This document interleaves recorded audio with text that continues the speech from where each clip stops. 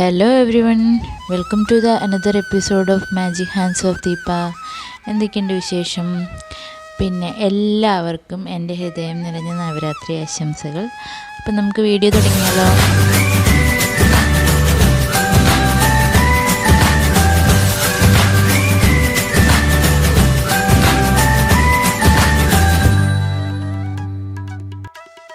എല്ലാവരും പുസ്തകമൊക്കെ പൂജയ്ക്ക് വെച്ചല്ലോ അല്ലേ? അപ്പോൾ ഇന്ന് ഞാനൊരു അടിപൊളി റെസിപ്പിയാണ് ഉണ്ടാക്കാൻ പോകുന്നത്. ഒരു പുളിശ്ശേരിയാണ്, ചേനയും വെള്ളരിക്കയും ഇട്ടിട്ടൊരു പുളിശ്ശേരിയാണ് കേട്ടോ. നല്ല അടിപൊളി ടേസ്റ്റാണ്. ചേനയും ചേമ്പൊക്കെ ഇട്ട് വയ്ക്കുമ്പോൾ നല്ലൊരു പ്രത്യേക ടേസ്റ്റാണ് കേട്ടോ പുളിശ്ശേരിക്ക്. അപ്പോൾ ഞാൻ അതിന് വേണ്ടിയിട്ട് ഒരു കുക്കറിലേക്ക് ചേനയും വെള്ളരിക്കയും പച്ചമുളകും ഉപ്പും ചേർത്ത് വേവിക്കാൻ വെച്ചിട്ടുണ്ട്. ഒരു നാല് വിസിലാണ് കൊടുക്കുന്നത്. അപ്പോൾ നല്ല വെന്ത് കിട്ടും കേട്ടോ. അപ്പോൾ എനിക്ക് വേണ്ട തേങ്ങ അരച്ചെടുക്കാം. നമുക്ക് തേങ്ങയിലേക്ക് മഞ്ഞൾപ്പൊടിയും ജീരകവും ഒരു 1/2 ടീസ്പൂൺ കുരുമുളക് പൊടിയും 2 വെളുത്തുള്ളിയും ഒരു 3-4 പച്ചമുളകും ചേർത്ത് നല്ലപോലെ മഷി പോലെ അരച്ചെടുക്കുക. അപ്പോൾ നിങ്ങൾക്ക് എൻ്റെ വീഡിയോസൊക്കെ ഇഷ്ടപ്പെടുന്നുണ്ടെങ്കിൽ എല്ലാവരും ഒന്ന് ചാനൽ സബ്സ്ക്രൈബ് ചെയ്ത് സപ്പോർട്ട് ചെയ്യണം, ലൈക്ക് ചെയ്യണം, ഷെയർ ചെയ്യണം, കമൻറ്റ് ചെയ്യണം. എങ്ങനെ ഉണ്ടെന്ന് ഉണ്ടാക്കി നോക്കിയിട്ട് ഫീഡ്ബാക്കൊക്കെ പറയണം കേട്ടോ. ഞാൻ എപ്പോഴും പറഞ്ഞ് ബോറടിപ്പിക്കുന്നതല്ല, പക്ഷേ എന്താ വെച്ചാൽ നമ്മളിങ്ങനെ പറഞ്ഞാലാണ് എല്ലാവരും ചെയ്യുള്ളൂ. അപ്പോൾ അതിന് വേണ്ടിയിട്ട് ഞാനിനി ഒരു ചട്ടി അടുപ്പത്ത് വെച്ചിട്ടുണ്ട്. വെളിച്ചെണ്ണ ഒഴിച്ചു കൊടുത്തു.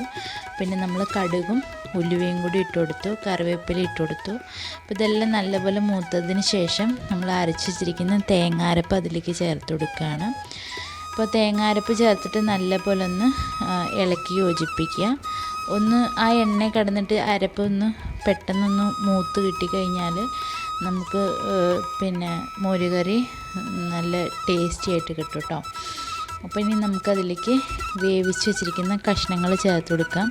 ഞാൻ വേവിച്ച് വെച്ച കഷ്ണങ്ങൾ നല്ലപോലെ ചേന ഒന്നും കൂടി നല്ലപോലെ ഒന്ന് ഉടച്ചു കൊടുത്തു.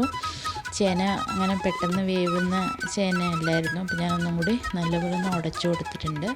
അപ്പോൾ നമുക്ക് കഷ്ണങ്ങൾ ഇട്ട് കഴിഞ്ഞിട്ട് ഒന്നും കൂടി ഇളക്കി യോജിപ്പിക്കാം. അപ്പോൾ ഞാനിത് അധികം പുളിയില്ലാത്ത തൈരാണ് പുളിശ്ശേരിക്ക് എടുത്തിരിക്കുന്നത്. കാരണം എൻ്റെ വീട്ടിലധികം പുളിയുള്ള തൈര് ആർക്കും ഇഷ്ടമല്ല. അപ്പോൾ ഞാൻ ചെറുതായിട്ടൊരു പുളി കുറവുള്ള തൈരാണ് എടുക്കൽ. അപ്പോൾ പുളി ഇല്ലാത്ത തൈര് നല്ലപോലെ ഒന്ന് തവി കൊണ്ട് തന്നെ നല്ലപോലെ ഒന്ന് ഉടച്ചെടുത്തിട്ടുണ്ടായിരുന്നു. അപ്പോൾ അത് ഞാൻ ഈ ഗ്രേവിയിലേക്ക് ഒഴിച്ചു കൊടുത്തിട്ടുണ്ട്. ഇനി നമുക്ക് അതൊന്ന് ഇളക്കി യോജിപ്പിച്ച് കൊടുക്കാം. അപ്പോൾ നമുക്കിതിലേക്ക് കുറച്ച് വെള്ളം കൂടി ആവശ്യമായിട്ട് വരുന്നുണ്ട്. അപ്പോൾ നമുക്ക് ഈ തൈര് എടുത്ത പാത്രത്തിൽ തന്നെ അതൊന്ന് കഴുകി ഇതിലേക്ക് ഒഴിച്ചു കൊടുക്കാം കേട്ടോ. അപ്പോൾ നമ്മുടെ പുളിശ്ശേരി ഏകദേശം ആയിട്ടുണ്ട്. ഇനി നമുക്ക് അരപ്പ് കഴുകിയ വെള്ളം കൂടി ഒന്ന് ചേർത്ത് കൊടുക്കാം. ഇനി നമ്മളതിലേക്ക് ഉപ്പൊക്കെ നോക്കി വെക്കണം. ആവശ്യത്തിന് ഉപ്പ് നോക്കിയിട്ട് ആവശ്യമുള്ള പോലെ ചേർത്ത് കൊടുക്കാം. അപ്പോൾ ഞാനിതിൽ കുറച്ചും കൂടി ഉപ്പ് ചേർക്കുന്നുണ്ട്. ഇനി നമുക്കിതിലേക്ക് കറിവേപ്പിലയും കൂടി ഇട്ട് കൊടുക്കാം. ആവശ്യത്തിന് കറിവേപ്പില ഇട്ട് കൊടുക്കാം. അപ്പോൾ നമ്മുടെ ടേസ്റ്റി ആയിട്ടുള്ള വെള്ളരിക്ക ആൻഡ് ചേന പുളിശ്ശേരി റെഡി ആയിട്ടുണ്ട്. എല്ലാവരും ഉണ്ടാക്കി നോക്കിയിട്ട് എങ്ങനെയുണ്ടെന്ന് ഫീഡ്ബാക്കൊക്കെ പറയണം കേട്ടോ. അപ്പോൾ എല്ലാവരും എൻ്റെ ചാനലൊന്ന് സബ്സ്ക്രൈബ് ചെയ്ത് തന്നെ സപ്പോർട്ട് ചെയ്യണം.